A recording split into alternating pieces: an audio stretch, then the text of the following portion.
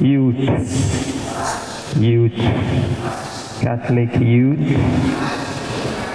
I hope you can all hear me. I generally am low when I speak, so good. So this morning my task is very simple. May I establish a little protocol for this gathering as I address the dean and the deanery fathers, the deanery youth chaplains, the youth executives, the entire youth of the Kaneshie deanery, the invited guests, and all of us here present. I am very grateful to God and to the organizers of this program for making me share my thoughts on the keynote topic for this year's seminar, the 7th edition of the Youth Empowerment Seminar. I've been wondering if I have the experience with the youth. But when it comes to the youth, I wouldn't say that I'm a neophyte. I've been a formator for several years. In fact, I've been ordained for 28 years. Some of you were not born. And I look like I was born yesterday. Okay, I've always been young, and I pray every day to remain young. I have been with seminarians, and most of them fall within the youth bracket. This keynote address allows me to participate in youth empowerment without necessarily focusing on the priestly formation. But that is not to say that my encounters with the youth are limited to seminarians and priestly formation. Those of you who were in Legon between 2006 and 2015 must have made an encounter with me. I was one of the chaplains, and I still remain, even though I do not have time as I used to, of St. Thomas Aquinas Catholic chaplaincy. And I can see some of my students here. It is therefore very important for me to be part of this day. Our times are such that the youth have a say in matters as compared to the years past. The days are gone when elders decided and young ones simply obeyed. Things have changed, and when things change, we change ourselves too. And therefore, change was necessitated, and that is why the youth have to be empowered. The church sees the urgency of youth empowerment. And so if you cast your eyes around, you realize that around the country, there are a number of gatherings for the youth, all geared towards the empowerment of the youth. As we speak, in the Archdiocese of Kumasi, Atasawasi, The youth have just ended a camping at Asankrigwa in the Sekendi Safadi Diocese.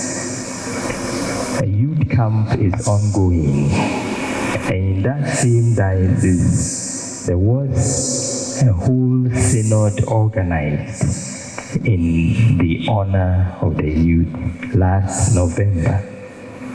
2 weeks ago, the Archdiocese of Cape Coast had their own diocesan youth rally.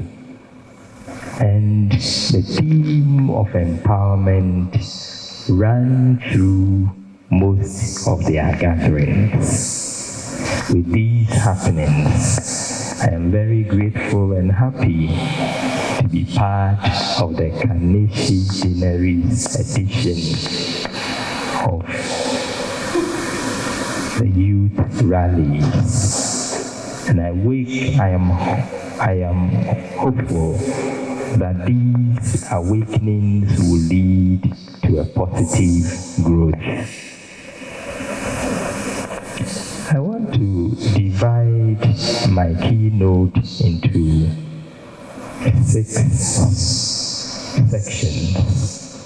The introduction, the analysis of demography, importance of youth empowerment, some observations I made with the youth, the role the church has to play, and I will conclude. Our theme is the importance of youth empowerment, the role of the Catholic Church. When we talk about the youth, what do we mean? I must say that there is no universally agreed international definition for youth age group. Each organization or individual defines it to suit their own purposes. No wonder when you call youth in church, others exempt themselves. For this talk, let us have a working definition of the youth. There are different schools of thought, and one school of thought says that youth is the quality or state of being young. So who is the youth? The quality of being young or the state of being young. Here, youth is not about age, but a state or quality. Thus, an older man or woman who feels that he or she is young can be considered a youth. I saw something on Facebook which said, old age is mandatory, provided you are alive. But to feel old is a choice. And so to be a youth could be a choice. You could be as old as Methuselah, but if you feel old at heart, old in the mind, old in spirit, then you are not a youth. You could also be as old as Methuselah, but if you are young at heart, in the mind, and in your spirit, then you have a quality or a state of being a youth. Another school of thought says that youth is a time of life when one is young, especially the period between childhood and maturity. This definition is vague. There is no fixed age. Who determines childhood and who determines maturity? And so youth becomes very difficult to define. The United Nations, without prejudice to other definitions, define youth as those between the ages of 15 and 24. Will many of us qualify? Will you qualify? 15 and 24. Will we qualify? Okay. They are specific with age bracket, but they quickly add that it was done for statistical purposes. From this definition, children are those under 14 years old.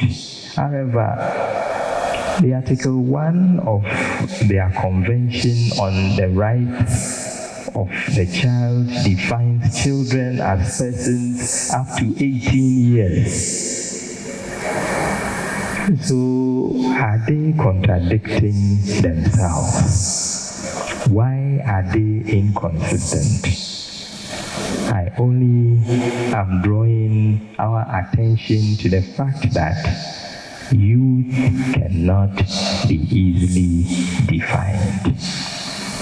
But the Catholic Church has a definition for youth also.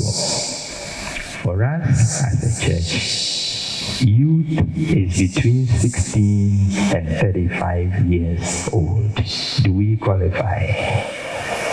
Do we qualify? Hello? Hello? Oh. Good. We shall stick to the church's definition for the context we find ourselves. However, that does not mean that all other definitions are wrong. As I said, a youth could be a state. So if you are here and you are above 35 but still feel young, generating ideas, then you are a youth. And so we are all part of what we call the youth. Now, empowerment. The word empowerment has its root in the Greek dunamis. Okay. Anybody here studies Greek? Dunamis. Dunamis is that word from which we get the English word dynamite. Okay, dynamite, thunderbolt. Okay, power. So, by its etymology, empowerment is to put dynamite in people, thunderbolt in people, power in people, so that they can act, so that they can function, so that they can perform. However, away from the etymology of the word empowerment, empowerment has been defined as the process of gaining freedom and power to do what one wants, or to control what happens to a person himself. This definition sounds loose. Freedom and power to do what you want gives room to anything. We are not empowered to do wrong things, to destroy ourselves and our society. Another school of thought sees empowerment as the process of becoming stronger and more confident, especially in controlling one's life and claiming one's right. This is clearer than the earlier definition that we received.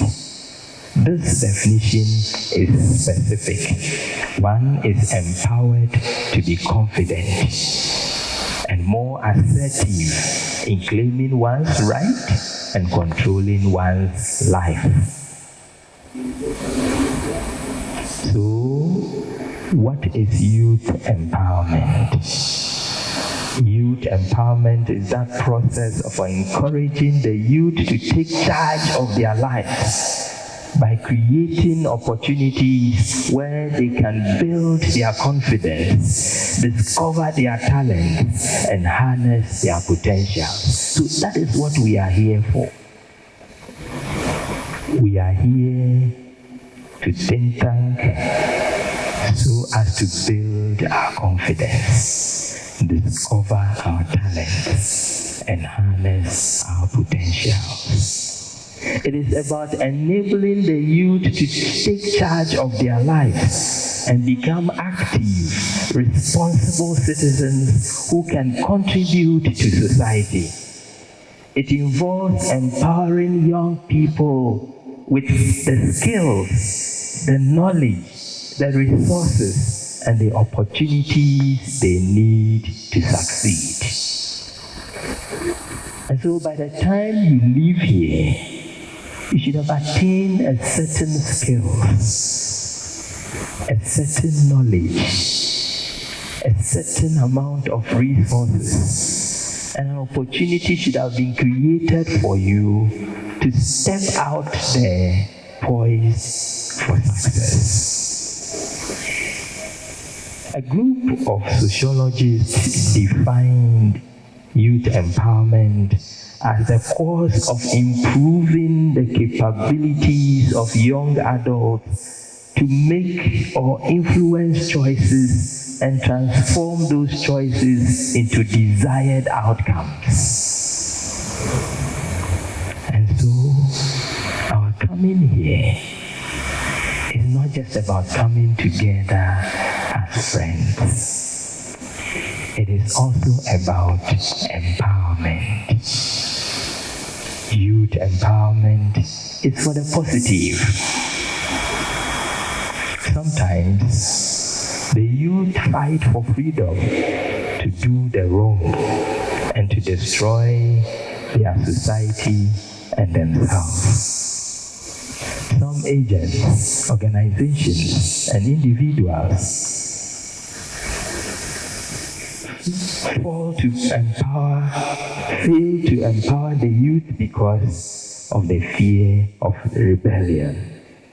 For example, some youth want to be given positions or roles in church simply to oppose or challenge certain decisions or challenge the priests, the church executives, and you name it. But there is the good intention that must always underscore empowerment. If all we want to do is to be in the opposition camp after we have been empowered, then there is a good intention to be empowered, but the purpose is so bad that it defeats the purpose of empowerment. On the other hand, priests and church executives are not comfortable giving opportunities to the youth because they fear they will not live up to expectations. Youth empowerment looks towards positive outcome. We should not be afraid to empower you, the youth. And you should not be afraid to take up the challenge. Organizations and the youth should have a positive attitude towards empowerment. But why is it necessary for the youth to be empowered? The importance of youth empowerment will be appreciated if we look at the demography of our population. The UN has posited that the global human population reached 8.0 billion in mid-November.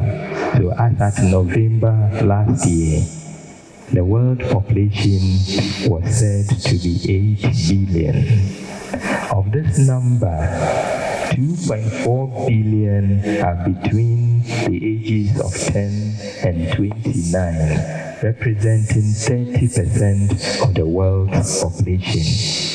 And you can imagine what will happen if they added the number between 29 and 35. The age composition of Ghana's 31 million people, based on the 2020 census data, indicates that about 38% of Ghana's population is youth from 15 to 35 years. And 35% of them are children. 4% are in the older brackets. From this brief analysis, the world population is youthful, and so is Ghana's population. Our population is youthful, and to empower the youth is to empower the nation. Empowering the youth would empower a more significant portion of the world's population, impacting society and the Catholic Church at large. And so it is important to do what we are doing. You constitute a greater percent of the population of the nation.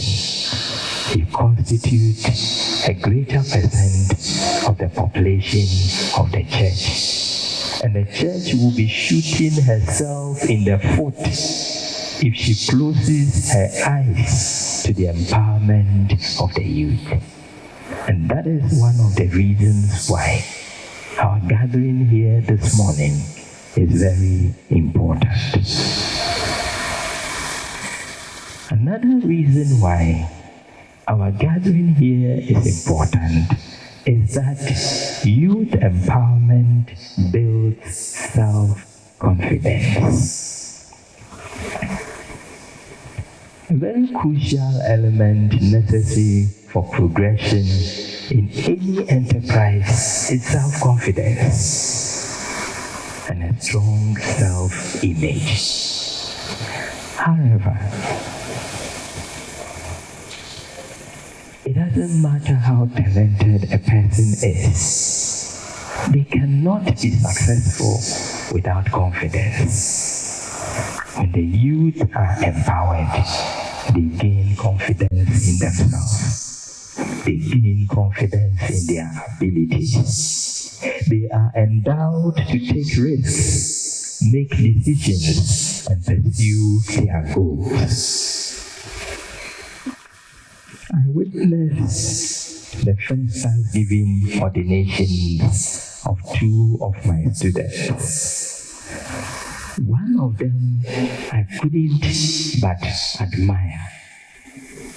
On the day of his first Thanksgiving Mass, he was in his element. His celebration was exquisite. His speeches were concise. I observed another one, and he performed in the shadow of himself. I was wondering if he was the same person I knew.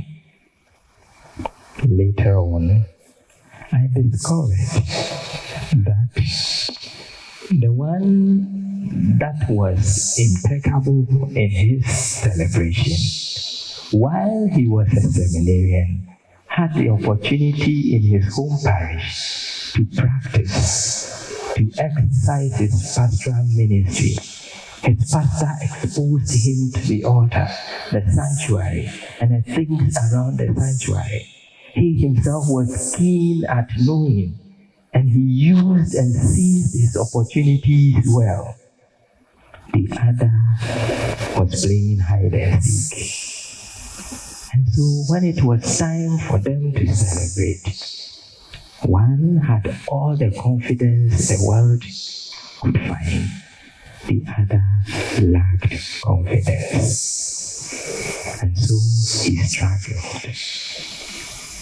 Empowerment truly builds self-confidence. confidence. Whereas one was empowered by his parish priest, the other lacked that opportunity of empowerment.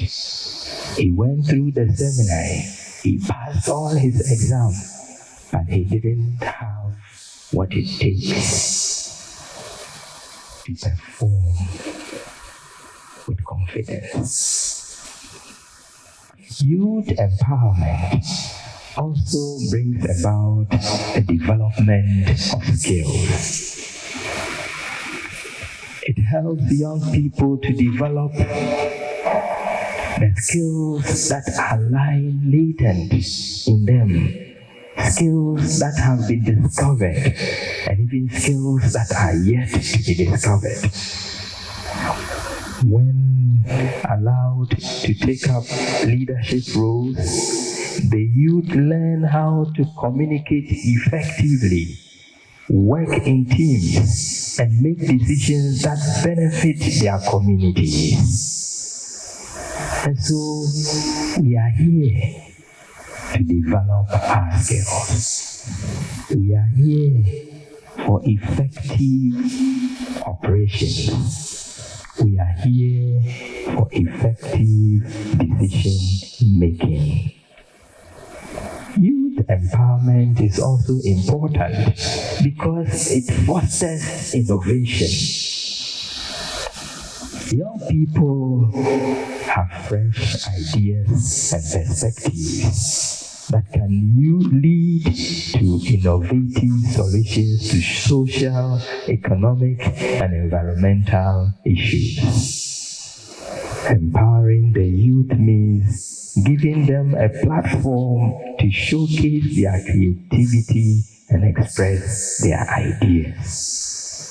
And so as you have come here, you are not only coming to listen, it should also be an opportunity for you to showcase your creativity. It should also be an occasion for you to express your ideas. It should be an opportunity for learning, a learning curve for all of us. Youth empowerment must also bring self-reliance. We are in an era where we cannot always count on the public sector and even the private sector to employ us. The time has come for us to be self-reliant.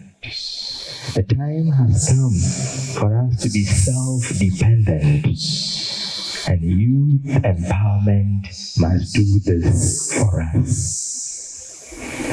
Self-reliance is the ability to do things and make decisions without needing others to help us. It is that quality of depending on ourselves, on yourself, instead of relying on others. When empowered, the youth can rely on themselves and use the available opportunities. Ghana has many opportunities, but we are so used to the traditional ways of doing things that we don't see the many open doors that God has installed for us. Our empowerment here should open our eyes to our opportunities, and that should help us to journey towards self-reliance. Coming here, I interacted with some youth, and they all expressed various ideas. Some of your friends said that the youth are not adequately prepared to meet the demands of contemporary social and economic conditions. That is what somebody told me.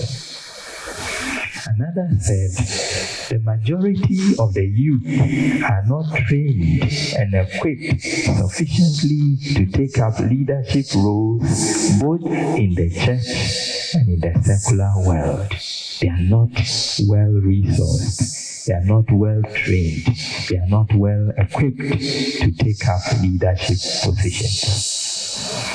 Another person also said that the pastoral initiatives of the church to respond to the demands of skills development, financial literacy, marriage, and family life appear to be inadequate. So the church hasn't got enough initiatives to empower the youth. Another person said, the youth are not made to feel a sense of ownership of the church and the church's decisions and activities, leading to disengagement and disinclination to take initiative. So the youth are not taking enough initiatives because the church hasn't given them a sense of ownership. And for this person, that is one of the reasons why many of our youth are leaving the church. So the church must do more. The church must take further initiatives. We should take initiatives as a church in such a way that whatever comes to the youth will see as their own. They will own it, and they will so be zealous to take initiatives in the church. The last person said that there is a lack of initiative in our parishes to create income-generating ventures, to create employment for the youth. Simultaneously, the youth themselves seem to lack the initiative to take advantage of the existing opportunities to invest and build wealth. So I am hoping that by the time we leave here, some of these issues will be looked at. What can the church do? All society stakeholders must ensure that the youth are economically, emotionally, socially, politically, and spiritually empowered to assume their rightful place in the country's development. And the church is not exempted from this rule.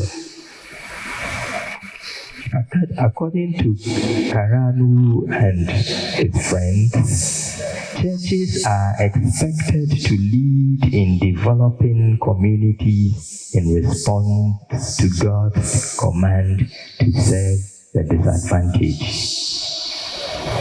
The Catholic Church can therefore employ various strategies and initiatives to empower the youth. Let us pick and choose some of the initiatives the church can take. First is youth-oriented programs such as what we are having now.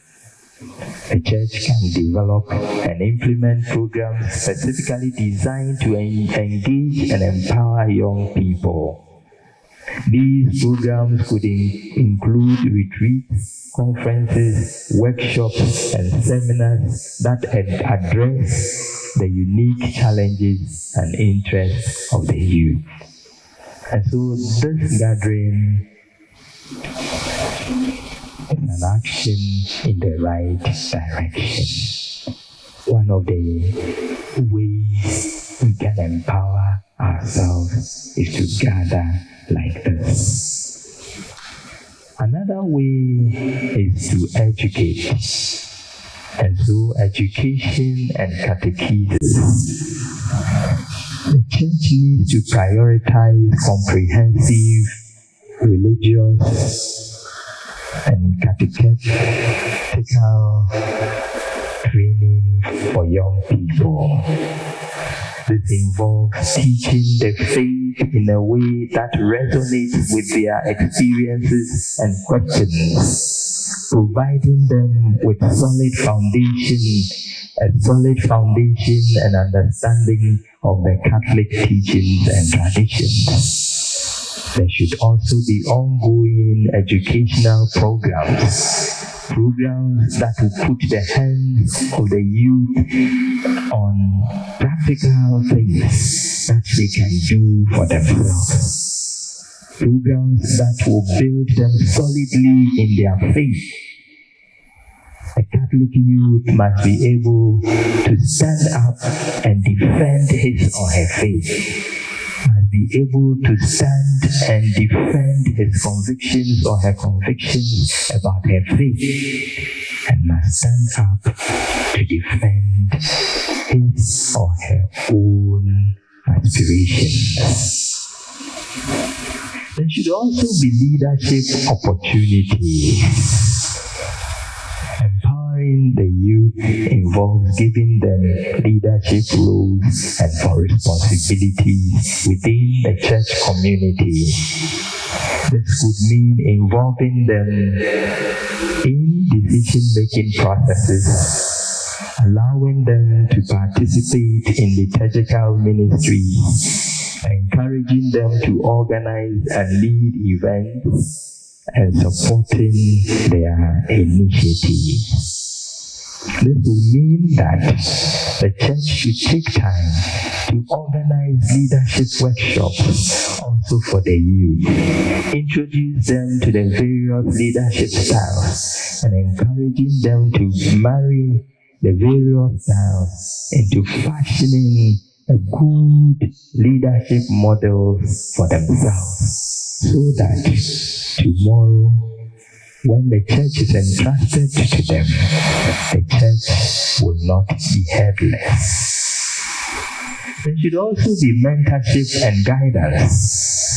The church can provide mentorship and guidance programs where older, experienced members of the church can support and guide younger individuals. This could involve pairing young people with mentors who can offer advice, spiritual direction, and encouragement. And I believe that is what we are here for. That we are not only here for the social aspect of it, but we are also here to be mentored. Think of the various careers we have, the various people who have been invited. They are all meant to help us get empowered. There should also be the dimension of social justice and volunteerism, encouraging the youth to participate in social justice initiatives and volunteer work actively can empower them to make a positive impact on society. Our church is so much into justice and peace. And justice and peace should not only be left in the hands of the stakeholders. All of us have the vocation to foster justice and peace wherever we are. The church can therefore organize and support initiatives addressing poverty, inequality, environmental stewardship, and human rights. When we have all been introduced to these, we'll be well resourced and empowered to do what we have to do as Catholic youth. Another important area the church can look at is technology and media.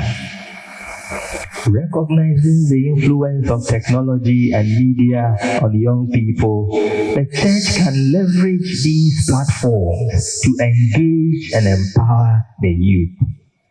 This could involve creating online resources, podcasts, videos, and social media campaigns that relate their interests and provide guidance on living out their faith. I heard somebody there was an internet expert, graphic designer, and all.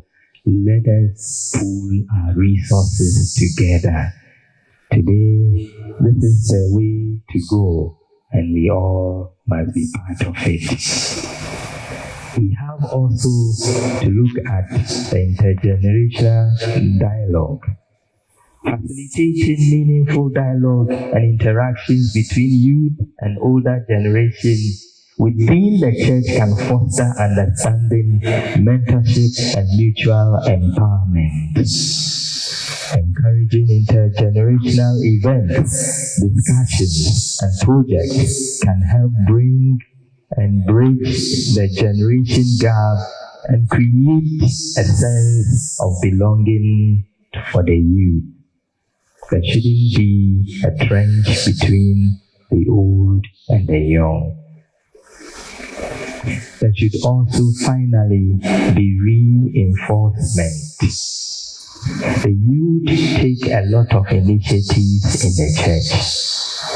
If you look into an average church, the youth are the ones who hold the church in being. They are in the choir, they are the ushers, they are the lectors, they are the organists, they are the skilled men, they are the professionals, and they take a lot of initiatives. They have strength, but sometimes we fail to reinforce their strengths. Sometimes we fail to see the good in them.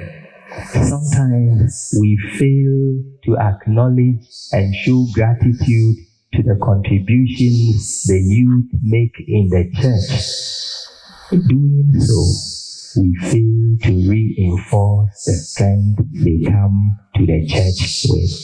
And so, to empower the youth, the church must reinforce. It is important to note that empowering the youth requires an ongoing commitment. It's not a one-time act. Active listening and an understanding of their unique needs and aspirations. By implementing these strategies and adapting to the evolving needs of young people, the Catholic Church can effectively empower and engage the youth in its mission.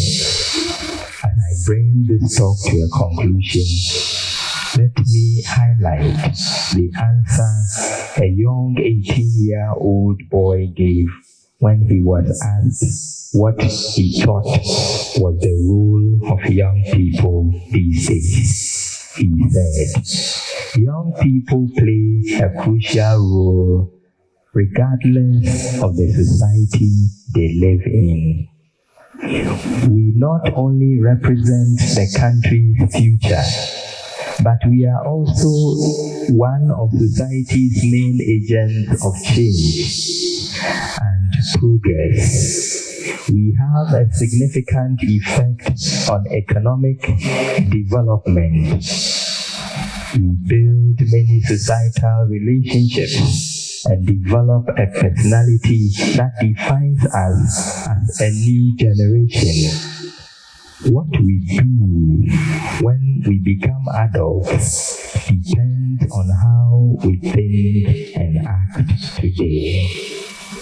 What we do when we become adults depends on how we think and act today. Youth empowerment has a significant impact on the youth. Young people only have one role, and it is the same they have always had.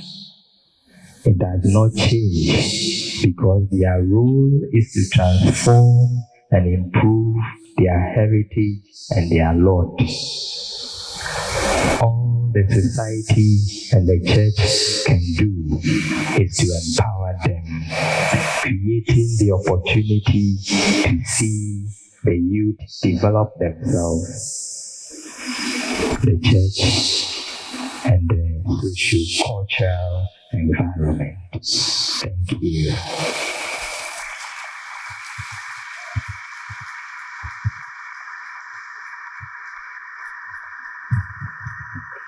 Please let's kindly put a resounding round of applause for our dear, very Reverend Father Joseph Okine Quote. He has delivered the keynotes for today's empowerment seminar. Let's sound together for him once again.